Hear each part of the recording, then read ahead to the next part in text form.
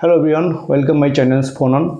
আচ্ছা, last day আমরা atomic ফিজিক্সের প্রথম ক্লাসে যেটা আমরা ডিসকাস করেছিলাম যে একটা ইলেকট্রন যখন একটা সার্কুলার পথে মুভমেন্ট করছে তখন ইলেকট্রন তাদের চার্জ পার্টিকেল, তা যখনই চার্জ পার্টিকেল মুভমেন্ট করছে তাহলে সেটা থেকে কারেন্ট ক্যারিং একটা কন্ডাক্টর মধ্যে বিহেভ করছে।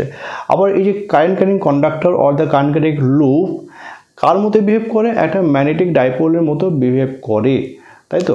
ধরো একটা ইলেকট্রন, এই যে এটা ইলেকট্রন, ঠিক আছে, তাহলে এই ইলেকট্রন কী করছে? এই যে সার্কুলার পথে মুভমেন্ট করছে, তাই তো। তো তার আমরা কি পেয়েছিলাম? আমরা তার একটা ম্যাগনেটিক মোমেন্ট পেয়েছিলাম এবং হচ্ছে অ্যাঙ্গুলার মোমেন্টাম পেয়েছিলাম। তাহলে ম্যাগনেটিক মোমেন্ট এবং ম্যাগনেটিক মোমেন্ট এবং অ্যাঙ্গুলার মোমেন্টাম কীরকম ছিল? তখন এই দিকে ছিল অ্যাঙ্গুলার মোমেন্টাম এল ভেক্টর এবং অপোজিট দিকে কী হয়েছিল? Magnetic moment mule vector. এবং তার রিলেশন আমরা পেয়েছিলাম, তার রিলেশন কি পেয়েছিলাম? যে mu L vector by L vector equal to পেয়েছিলাম কি -E/2m, তাই তো। এই অবধি আমরা মোটামুটি রিলেশন পেয়েছিলাম প্রথম ক্লাসে।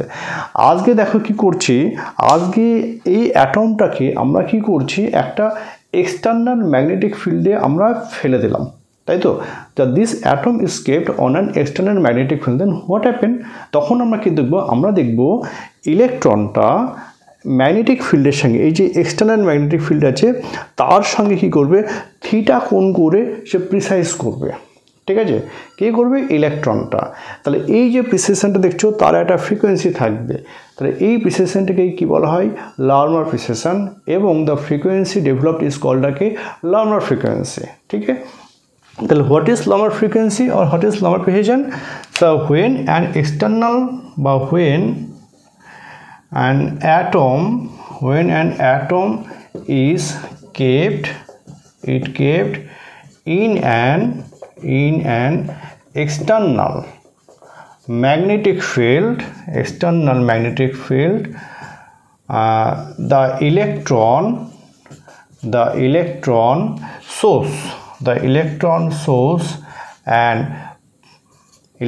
shows precessional motion, ঠিক আছে, PRECE, precessional motions with an angle